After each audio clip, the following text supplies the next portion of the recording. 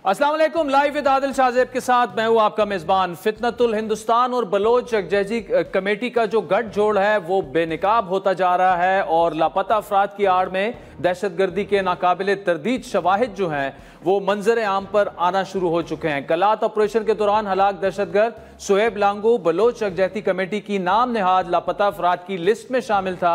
इससे पहले भी फितनतुल हिंदुस्तान के मारे जाने वाले मुतादिद दहशतगर्द जो हैं वो लापता अफराद की लिस्ट में उनका नाम शामिल था। और जराए का यह कहना है कि मार्च 2024 को गवादर हमले में मारे जाने वाले दहशतगर्द करीम जान भी लापता अफराद की फहरिस्त में शामिल थे। इसके अलावा नेवल बेस हमले में मारे जाने वाला दहशतगर्द अब्दुल वदूद भी लापता अफराद की लिस्ट में शामिल था। इंडिया पाकिस्तान में दहशतगर्दी की वारदातों में मुलव्विस है, जिसके वाज़े सबूत अब पाकिस्तान के पास आ चुके हैं, जो वक्तन फवक्तन जो है पाकिस्तान पेश करता भी रहा है। मार्का हक में इंडिया की वाज़े शिकस्त के बाद मोदी सरकार हर रोज कोई ना कोई नया ड्रामा करने की कोशिश में होती है। 2 रोज पहले इंडियन आर्मी ने ऑपरेशन सिंदूर की नाकामी के बाद ऑपरेशन महादेव शुरू कर दिया है और उस माजी की तरह इस बार भी उन्हें सुबकी का सामना करना पड़ा। ऑपरेशन राय हक में इंडियन राफेल तैयारों की 3 राफेल तैयारों की तबाही का एक और सबूत इंडियन रुकने पार्लियामेंट लोकसभा के इजलास में सामने लेकर आ चुके हैं। अमरिंदर सिंह, जिनका ताल्लुक पंजाब से है, उनके बकौल बठिंडा के करीब भिसियाना एयरफोर्स स्टेशन के करीब जो है राफेल तैयारे का मलबा गिरा और मिस्टर सिंह ने उसकी तस्वीर भी इजलास में जो है वो दिखाई। मैं पंजाब से आता हूं और पंजाब में भिसियाना एयरफोर्स स्टेशन के पास आपका एक विमान, लड़ाकू विमान जिसका नाम रिफाल है, मैं उसकी फोटो लेकर आया हूं।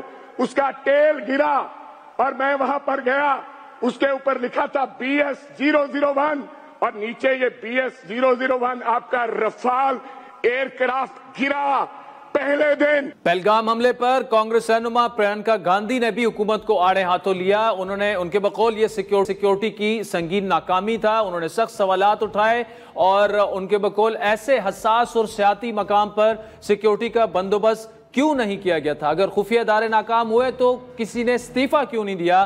तमिल कांग्रेस जो है TMC के रुकन कल्याण बनर्जी के बकौल लोकसभा में उन्होंने सवाल किया कि मोदी जी आप ट्रंप से इतने खौफजदा क्यों हैं? ऑपरेशन सिंदूर में नाकामी पर जवाब देने की बजाय ट्रंप के बयानात पर भी आप लोग चुप हैं। हिम्मत करें ट्विटर पर ही लिख दें कि ट्रंप साहब आपने सीजफायर नहीं करवाया।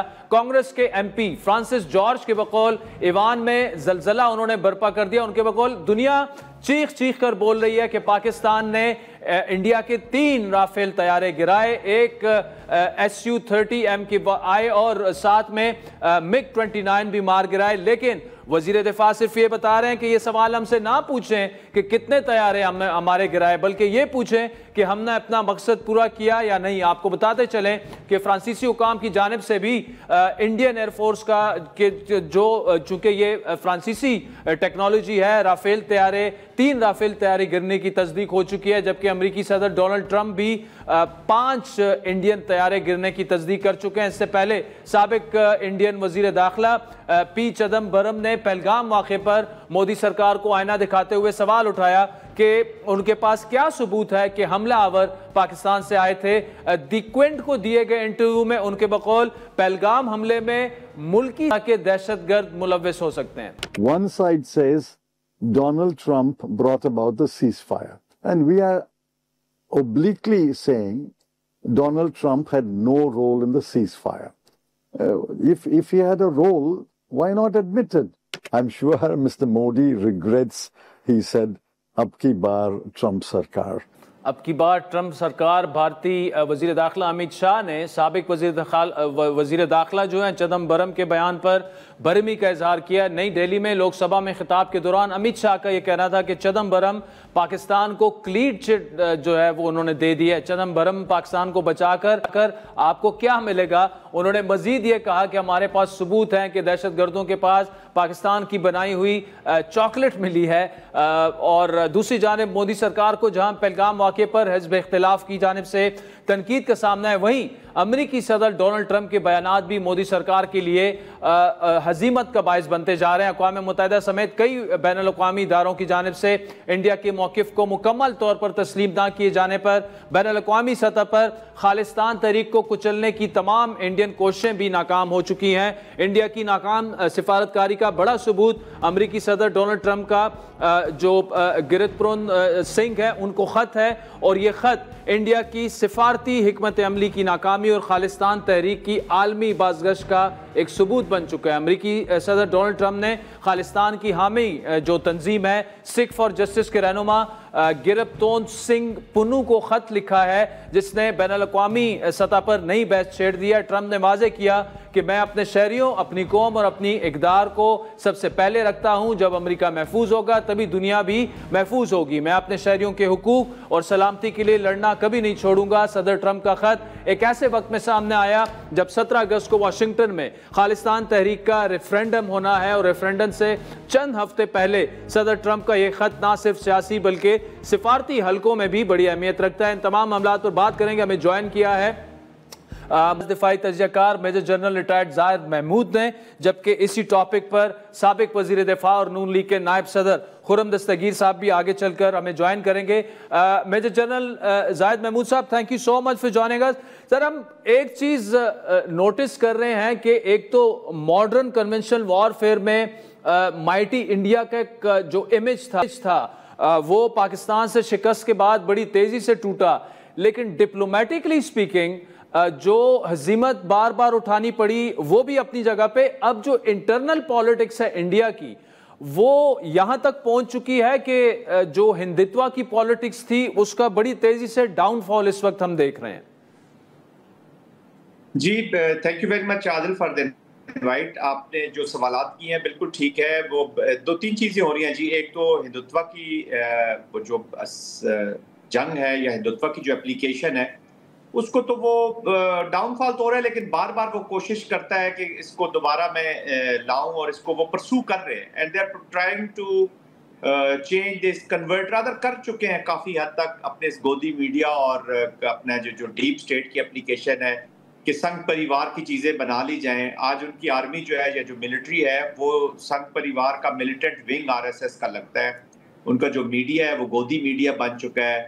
वो जो सेकुलर इंडिया का इन्होंने ढोंग रचाया हुआ था, और जिस तरीके से नेहरू और उनकी फैमिली पे क्रिटिक की गई है, वहाँ से जो सेफरनाइजेशन का सफ़र है वो भी ऑलमोस्ट काफ़ी हद तक ये कर चुके हैं। आज कोई आवाज़ वहाँ पे इंडिया में उठ नहीं रही। बट एनीवेज, अब महादेव का देख लें। महादेव आज भी जब मोदी एंटर हुए हैं पार्लियामेंट के अंदर तो हर महादेव के नारे लगे हैं, जिसका मतलब ये है कि हे लॉर्ड महादेव शिवा, यानी कि शिवा हर रूह में पाया जाता है। तो this is clear cut indication.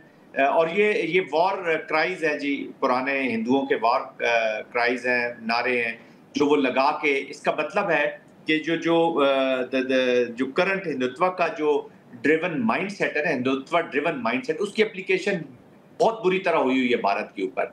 और आज की पार्लियामेंट में उन्होंने अपनी चीज़ों को, जो डिबेट्स हो रही हैं कल की भी आज भी आपने सुनी होगी, आपने डिप्लोमेटिक आइसोलेशन की बात की, उसका तो खुद उनके डिफेंस मिनिस्टर राजनाथ ने कल कन्फेस कर लिया डायरेक्टली, जब उन्होंने SCO की जॉइंट स्टेटमेंट का जिक्र किया, और अभी भी ह्यूब्रिस मोड में उन्होंने उसका जिक्र किया कि जी भारत कभी किसी की बात नहीं मानेगा, हम तो कोई ऐसी चीज साइन नहीं करेंगे जिसपे हमारे मर्जी की चीजें नहीं होंगी। तो जैसे एज इफ दुनिया की सबसे बड़ी सुपर ताकतों के साथ अपने आप को मिला रहा है। हालांकि 4 दिन की जंग में जो पाकिस्तान के डिफेंसिव मनूवर ने, अभी तो डिफेंसिव मनूवर में मेन और छोटा सा हमने झलक दिखाई है 10-15%। मैं वॉर की ये नहीं ह्यूब्रिस्टिक अप्रोच नहीं करना चाहता, कोई घमंड में बात नहीं कर रहा, लेकिन छोटी सी अप्रोच ने जिस तरीके से इस 4 दिन की जंग ने भारतीय जो पावर है उसको जिस तरीके से नंगा किया दुनिया के सामने, शायद ही इतने जल्दी कोई इतनी बड़ी पावर जो है ना वो वल्नरेबल हुई हो जी। एम्बैरेसमेंट। मैं जाहिद महमूद साहब यहाँ पे आपको इंटरप्ट करूंगा। वो ठीक है, बिल्कुल मॉडर्न कन्वेंशनल वॉरफेयर में हमें विक्ट्री मिली, स्पेशली 3 राफेल्स को गिराना उनकी राफेल की तारीख में पहली दफा, और फिर डिप्लोमेटिकली जिस तरह हमने अपने नैरेटिव को दुनिया के सामने पेश किया, जो हो गया वो तो हो गया। अब आपके ख्याल में वे फॉरवर्ड पाकिस्तान के लिए क्या होना चाहिए? क्योंकि अब हमें तो जो एक नैरेटिव की वॉर है, खुसूसन जो जिस तरह उनके मीडिया का कॉन्डक्ट था, जिस तरह हमारे मीडिया का कॉन्डक्ट था, वो भी दुनिया के सामने आ गया। लेकिन आप क्या सजेस्ट करेंगे वे फॉरवर्ड डिप्लोमेटिकली क्या होना चाहिए, नैरेटिव की वॉर में, खुसूसन मीडिया की वॉर में क्या होना चाहिए, और मॉडर्न कन्वेंशनल वॉरफेयर में जब टेक्नोलॉजी की बात आती है तो पाकिस्तान के लिए वे फॉरवर्ड क्या होना चाहिए? जी देखिए आदिल, बात इस तरह है कि पाकिस्तान का अभी एक तो हमें अपनी स्टेट की जो नेचर ऑफ आवर स्टेट है ना, इसको चेंज होने की जरूरत है। नेचर से मेरी बात, हम जब बात करते हैं जैसे हार्ड स्टेट की बात कर रहे हैं, जो हमारी अप्रोच की बात कर रहे हैं, अभी पाकिस्तान के पास economic, social, political, military spaces बड़ी स्क्वीज्ड है जी, टू बी वेरी ऑनेस्ट। हमारे पास इतना हम लेविश नहीं होते, खासतौर पे इकोनॉमिक स्पेस जो है वो स्क्वीज्ड है जी। हमारे पास इतना लेविश अरेंजमेंट नहीं है कि हम अफोर्ड कर सकें पुअर डिप्लोमेसी को, पुअर गवर्नेंस को, और पुअर पॉलिटिक्स को, और पुअर मिलिट्री एप्लीकेशन को। हमने हर चीज में मूव फॉरवर्ड कर रहा हूँ। मैं जो पूरी तमाम चीजों की बात कर रहा हूँ, वो जब आपने हाइब्रिड प्रॉक्सी वार का आप सामना कर रहे होते हैं, हाइब्रिड का सामना कर रहे होते हैं, साथ कन्वेंशनल का भी मिक्स आ रहा है, और वो आपको ये बताना चाह रहा है कि जी there is a space for war under nuclear overhang, वो आपके न्यूक्लियर को भी इग्नोर कर रहा है। तो फिर आपको स्पेशल कार्रवाइयां करनी होंगी डिप्लोमेसी में भी, पॉलिटिक्स में भी। और अब करनी क्या है कि पाकिस्तान ने एक तो अपना इंटरनल गवर्नेंस सिस्टम है जी, इसको बहुत इंप्रूव करना है। अगर हमने इसके बनेस को लड़ना है, संदूर वो कहते हैं ना जारी है, बिल्कुल जारी है, बलूचिस्तान में जारी है, खैबर पख्तूनख्वा में जारी है। तो इन चीजों को, वो जो ब्रीडिंग ग्राउंड या इसको जो स्पोर्टर्स या क्लाइंट्स इस प्रॉक्सी को यहाँ पाकिस्तान के अंदर मिल रहे हैं इन टर्म्स ऑफ स्पोर्टर्स, अबेटर्स, और फिर जिस तरह सोशल मूवमेंट्स हमारी बलूचिस्तान की सोशल डिस्ट्रप्टिव मूवमेंट्स बन गई है, तो अब इन पे हमें काबू पाना होगा जी। जो थोड़ी सी इंसर्जेंसी लाइक सिचुएशन हुई है बलूचिस्तान के अंदर, उसका सेंटर ऑफ ग्रेविटी ऐसी मूवमेंट्स का या ऐसी लड़ाइयों का होता ही अवाम है जी। तो अवाम अगर आपके साथ है, पाकिस्तान के साथ है, तो आप जंग जीत रहे हैं। अगर वो आपसे दूर हो रही है तो आप जंग हार रहे हैं। इस पे किसी को कोई शक नहीं होना चाहिए। तो people centric approach in Balochistan, people centric approach in Khyber Pakhtunkhwa, ये तो इंटरनल फ्रंट पे है।